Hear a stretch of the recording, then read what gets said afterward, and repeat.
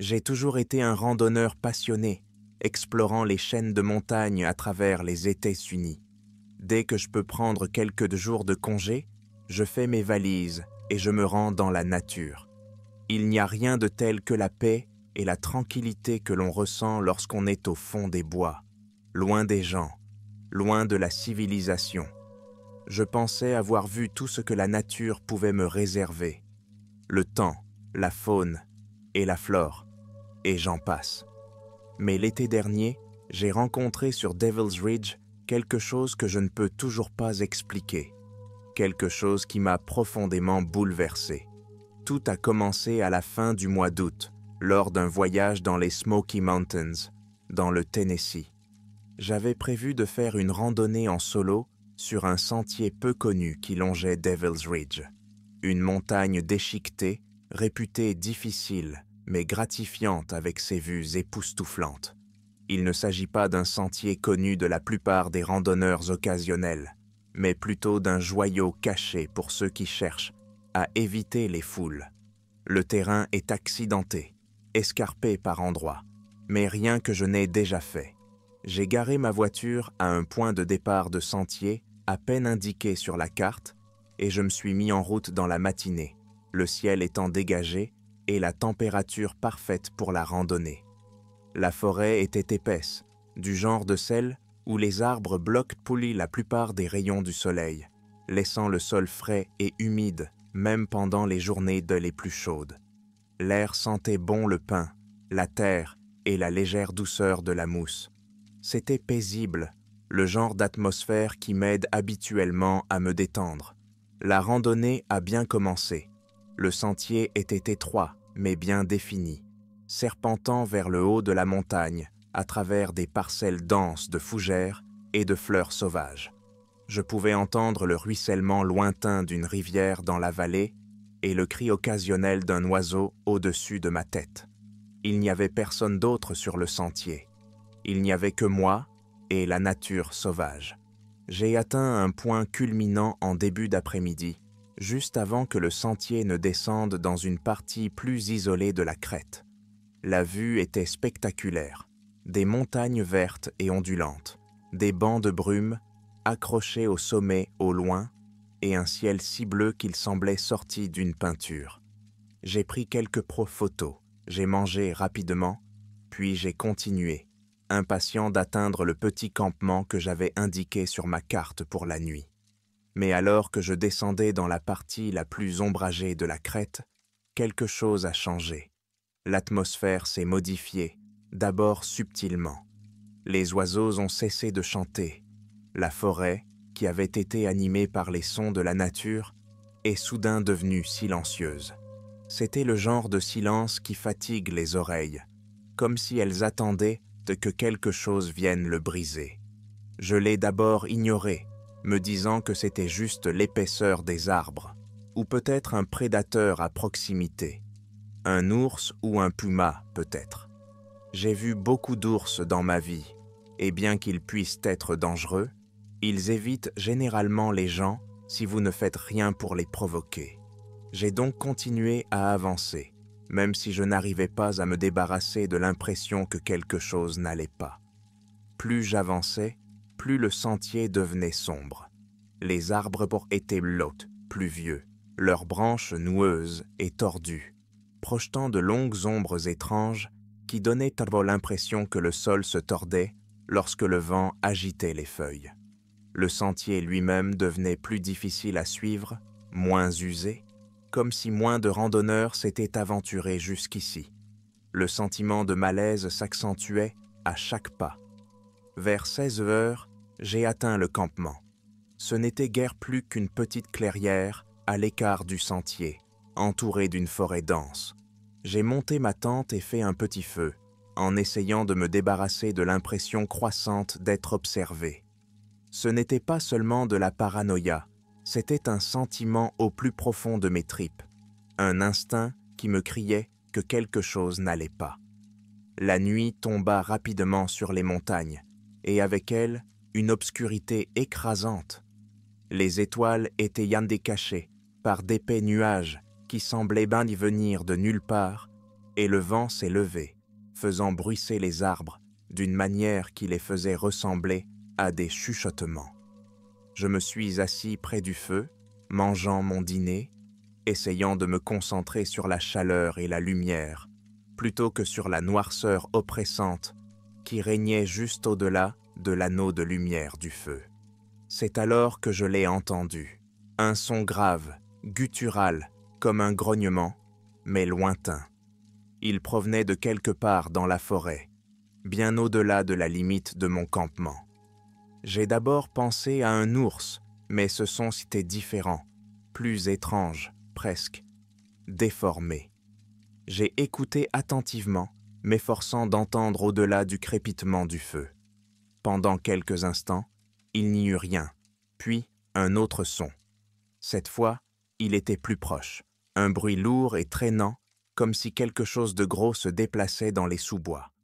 Je me suis levé, j'ai pris ma lampe de poche et mon couteau, le cœur battant. J'ai braqué la lumière sur les arbres, mais il était impossible de voir à plus de quelques de mètres au-delà de la lueur du feu. Le faisceau de la lampe de poche semblait avalé par l'obscurité.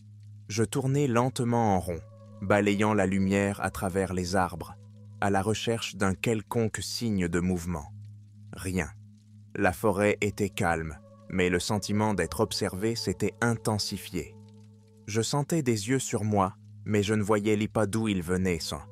Je me suis rassis, gardant le couteau près de moi, me disant que ce n'était qu'un animal qui passait par là. J'ai essayé de me calmer, de me convaincre que j'exagérais. Et puis j'ai entendu des pas. Pas des pas d'animaux, mais des pas plus lourds, plus délibérés. C'était comme si quelque chose sur deux jambes marchait dans la forêt, juste au-delà de la limite de la lumière. Les pas tournaient autour du camp, lents et méthodiques, crissant dans les feuilles et cassant les brindilles au fur et à mesure qu'ils se déplaçaient. J'ai crié, espérant faire fuir ce que c'était, mais les pas ne s'arrêtaient pas. La panique commença à s'installer. Je me suis levé à nouveau, j'ai braqué la lampe de poche dans toutes les directions, mais je n'ai rien vu. Les pas continuaient, plus proches maintenant, le son résonnant à travers les arbres. Mon cœur s'est emballé et j'ai reculé vers le feu, la seule chose qui me séparait de ce qui se trouvait à l'extérieur. Puis, aussi soudainement qu'ils avaient eu y commencé, les pas s'arrêtèrent. Le silence. Je suis resté là, figé, à écouter. Le seul bruit était le crépitement du feu et ma propre respiration irrégulière. Je n'osais pas bouger. Les minutes passèrent et rien ne se produisit. Lentement, je me suis rassis, le couteau toujours à la main, les yeux scrutant l'obscurité. Une forme, à peine visible dans l'ombre, juste au-delà de la portée de la lumière du feu. Elle était grande, incroyablement grande, avec de longs membres et des yeux brillants qui reflétaient bas la lumière du feu. Il se tenait là, immobile, et me regardait. Je ne pouvais distinguer aucun détail, juste la silhouette de quelque chose d'inhumain. La peur m'a envahi et j'ai fait la seule chose qui me venait à l'esprit. J'ai attrapé la bûche qui brûlait dans le feu et je l'ai lancée vers la créature. Elle a touché le sol avec une pluie d'étincelles, illuminant la zone pendant un instant. Dans ce bref éclair, je l'ai vue clairement. Son corps était recouvert d'une fourrure sombre et emmêlée, et son visage, je ne sais même pas comment le décrire. On aurait dit une version tordue et monstrueuse d'un homme, avec de longues dents acérées et des yeux rouges et brillants.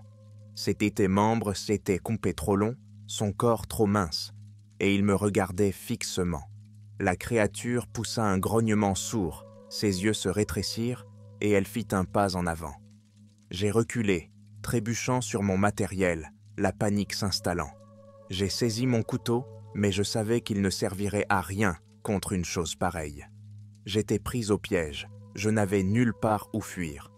Puis, aussi rapidement qu'elle était apparue, la créature s'était retournée et a disparu dans l'obscurité. Le bruit de ses pas s'estompa dans la nuit, et bientôt, tout redevint silencieux. Je n'ai pas dormi cette nuit-là. Je suis resté assis près du feu jusqu'à l'aube, serrant mon couteau, écoutant chaque bruit, chaque murmure du vent. Lorsque le soleil s'est enfin levé, j'ai remballé mon matériel et je suis parti à pied, aussi vite que possible, sans m'arrêter avant d'avoir atteint ma voiture. Je ne suis pas retourné à Devil's Ridge depuis, et je n'ai pas l'intention de le faire. Quoique j'aie vu cette nuit-là, ce n'était pas un ours, ce n'était pas un cougar ni un loup. C'était quelque chose d'autre, quelque chose qui ne devrait pas exister. J'ai entendu des histoires, des murmures d'autres randonneurs, des rumeurs sur d'étranges créatures dans les bois. J'avais l'habitude d'en rire, pensant que ce n'était que des histoires de feux de camp. Mais maintenant, je n'en suis plus si sûr. Il y a quelque chose là-dehors, tapi dans les montagnes, qui nous observe depuis l'ombre. Et si vous ne faites pas attention, il pourrait bien vous trouver.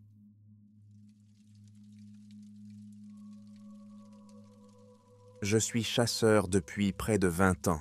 J'ai grandi avec cette discipline, transmise par mon père et mon grand-père avant lui.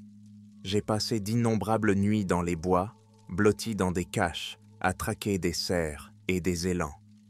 La nature sauvage est pour moi une seconde maison. Mais après ce qui s'est passé à Blackwood Mountain l'automne dernier, je pense que je ne me sentirai plus jamais à l'aise dans les bois. C'est une histoire que je n'ai pas racontée à beaucoup de gens, parce que, franchement, je ne sais pas comment l'expliquer. Je ne suis pas du genre à croire aux fantômes, à Bigfoot ou à d'autres trucs bizarres. Je fais confiance à ce que je vois, à ce que je ressens. Mais ce que j'ai vu là-haut, c'était réel, et c'était quelque chose qui ne devrait pas l'être. Ça a commencé comme n'importe quel voyage de chasse. J'avais prévu de passer un week-end à Blackwood Mountain, une zone forestière accidentée située non loin de mon domicile. L'endroit est connu pour ses bois épais, ses falaises abruptes et certains des plus gros wapitis que l'on puisse voir. C'est un endroit isolé, parfait si vous voulez vous éloigner des gens et attraper du gros gibier. Je suis arrivé tôt un vendredi matin. J'ai garé mon camion au pied de la montagne et j'ai chargé mon matériel. J'avais un fusil en bandoulière, un sac rempli de provisions et une carte indiquant les sentiers et les sites de camping. Le plan était de marcher jusqu'à un endroit isolé près du sommet, d'installer le camp et de chasser dans les environs pendant le week-end. C'est assez simple. Le temps était clair, mais l'air avait cette fraîcheur qui vous dit que l'hiver n'est pas loin. Le sentier était calme, pas d'autres chasseurs, pas de randonneurs. Il n'y avait que moi, les arbres et le bruissement occasionnel des feuilles dans la brise. J'étais déjà allé à Blackwood à plusieurs reprises, et je connaissais donc assez bien la région. Plus on monte, plus la forêt devient dense.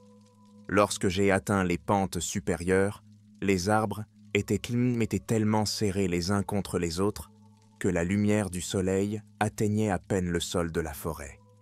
C'est alors que j'ai commencé à remarquer que les choses étaient différentes.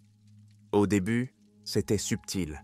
Les bruits habituels de la forêt, gazouillis d'oiseaux, bruissements d'écureuils dans les sous-bois, semblèrent s'estomper au fur et à mesure que j'avançais. Les bois étaient anormalement silencieux, trop silencieux. Je m'arrêtais plusieurs fois, écoutant, essayant de capter le moindre son de la faune. Je n'ai rien entendu. Pas un chevreuil, pas même un putain de tamia. Au milieu de l'après-midi, j'ai trouvé un endroit qui semblait propice à l'installation d'un camp. C'était une petite clairière entourée de pins imposants, avec une vue parfaite sur la vallée en contrebas. J'ai monté ma tente, allumé un feu et pris un repas rapide, puis j'ai décidé de faire une petite randonnée avant le coucher du soleil. Le ciel commençait à prendre cette couleur dorée qui donne l'impression que tout brille. J'ai pris mon fusil et j'ai commencé à avancer dans les bois, en suivant un sentier que j'avais marqué sur la carte. Plus j'avançais, plus il faisait sombre, même si le soleil n'était pas encore complètement couché. Les arbres étaient si épais qu'ils projetaient de longues ombres, se tordant et se courbant de façon étrange. C'était déstabilisant, mais j'essayais de m'en débarrasser. J'avais déjà traversé de nombreuses forêts pumpkins denses. Ce n'était pas différent, n'est-ce pas? C'est alors que j'ai trouvé les traces. Au début, j'ai cru qu'il s'agissait d'un ours, de grandes et profondes empreintes dans la boue, très espacées les unes des autres, comme si leur auteur avait une foulée massive. Mais la forme n'était pas la bonne. Les ours ont plutôt des pattes plates et arrondies. Ces traces étaient plus longues, plus étroites, et il y avait des signes évidents d'orteils, d'énormes orteils évasés, avec ce qui ressemblait à des marques de griffes s'enfonçant dans la terre. Je me suis accroupi pour regarder de plus près, mon cœur commençant à battre un peu plus vite. Quoi que ce soit, ce n'était pas un ours. Les traces s'enfonçaient dans la partie la plus épaisse de la forêt, là où les arbres étaient aussi proches les uns des autres qu'il fallait se faufiler entre eux pour continuer à avancer. Je me suis levé, j'ai serré mon fusil plus fort et j'ai décidé de les suivre.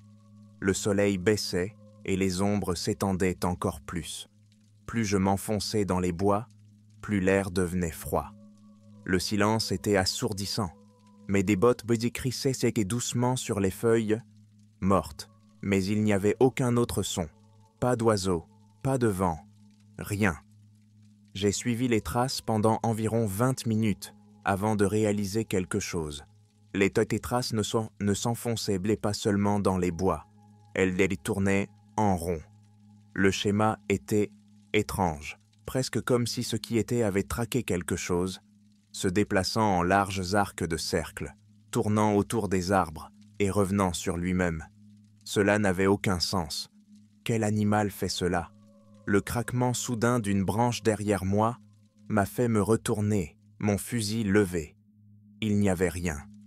Je suis resté immobile, respirant à peine, scrutant les arbres, attendant. Le sentiment d'être observé était écrasant. Je sentais des yeux sur moi, mais je ne voyais rien. J'ai commencé à reculer, lentement, en gardant mon fusil pointé vers les arbres. C'est alors que l'odeur m'a frappé. Une odeur rance et accablante, comme si quelque chose était mort et qu'on l'avait laissé pourrir au soleil pendant des jours. Elle était si forte que j'ai eu un haut-le-cœur et que j'ai remonté ma chemise sur mon nez. Elle provenait de quelque part devant nous, là où les pistes menaient. J'ai hésité un instant, mon instinct me poussant à faire demi-tour, à me tirer de là. Mais la curiosité l'a emporté. J'ai avancé, suivant l'odeur et les traces, jusqu'à ce que j'arrive à une petite clairière sombre. Au centre de la clairière, à moitié cachée par les ombres des arbres, se trouvait une carcasse, un cerf, ou ce qu'il en restait. Son corps était déchiré, les côtes exposées, la chair pendait en lambeaux. Mais ce n'était pas le pire. Sa tête avait disparu, complètement, non pas arrachée par un prédateur, mais coupée net, comme si elle avait été coupée. Le sang imprégnait le sol autour d'elle, s'accumulant dans la terre, et la puanteur était insupportable. Je suis resté là, figé, fixant la carcasse, essayant de comprendre. C'est alors que je l'ai entendu. Un grognement grave, guttural, venant des arbres derrière moi. Je me suis retourné, le cœur battant la chamade, et c'est là que j'ai vu l'ombre. Grande, massive. Elle se déplaçait entre les arbres avec une grâce peu naturelle, faisant à peine un bruit. Mais elle était grande, trop grande pour être un ours ou quoi que ce soit d'autre que j'ai jamais vu. Sa forme n'était pas la bonne, ses membres, trop longs, sa posture trop droite. J'ai reculé, mes mains tremblant en essayant de stabiliser le fusil. Mon esprit s'emballait, essayant de rationaliser ce que je voyais, mais il n'y avait pas d'explication. Cette chose, cette créature, sortait d'un cauchemar. Elle sortit de l'ombre, juste assez loin pour que je puisse voir sa silhouette. Elle se tenait sur deux pattes, me surplombant, le corps recouvert d'une épaisse fourrure. Ses yeux brillaient faiblement dans la faible lumière, et son souffle était profond et lourd, comme s'il me jaugeait. Je ne sais pas ce qui m'a poussé à le faire, mais j'ai tiré. Le tir a résonné, se répercutant dans les arbres, et la créature a poussé un rugissement assourdissant. Elle n'est pas tombée, elle n'a même pas bronché. Elle m'a juste regardé fixement. Puis elle a chargé. J'ai à peine eu le temps de réagir. Je me suis retourné et j'ai couru, sprintant à travers les arbres, le bruit de ses pas lourds tonnant derrière moi. Mes poumons me brûlaient, mes jambes me faisaient mal, mais je ne m'arrêtais pas. Je ne pouvais pas. La chose était juste derrière moi, s'enfonçant dans les broussailles comme si de rien n'était. Des branches me fouettaient le visage, déchiraient mes vêtements, tandis que je fonçais à travers la forêt, désespéré d'atteindre mon camp. Je pouvais l'entendre, entendre les grognements, le craquement des arbres, tandis qu'ils me suivaient. Je n'osais pas regarder en arrière. Je continuais à courir, priant pour y arriver. Je ne sais pas comment j'ai fait, mais j'ai atteint la clairière où se trouvait mon camp. J'ai trébuché jusqu'à ma tente et j'ai attrapé le pistolet lance-flamme que j'ai toujours avec moi. Mes mains ont tremblé lorsque je l'ai chargé et je me suis retourné juste à temps pour voir la créature entrer dans la clairière. Elle s'est arrêtée. Ses yeux se sont fixés sur les miens et pendant un instant, j'ai cru que c'était fini. Mais j'ai levé la fusée éclairante et j'ai tiré. La fusée s'est élevée dans le ciel, éclairant la clairière d'une lueur rouge et brillante. La créature s'est arrêtée, elle a de grogner. Ses yeux se sont rétrécis et elle a de reculer dans l'ombre. Et puis, comme ça, elle a disparu. Je n'ai pas dormi cette nuit-là. J'ai pris mes affaires et j'ai descendu la montagne aux premières de lueur du jour, sans jamais me retourner. Je ne sais pas ce qu'était cette chose, je ne veux pas le savoir, mais je ne suis jamais retourné à Blackwood Mountain depuis, et je ne pense pas que je le ferai un jour.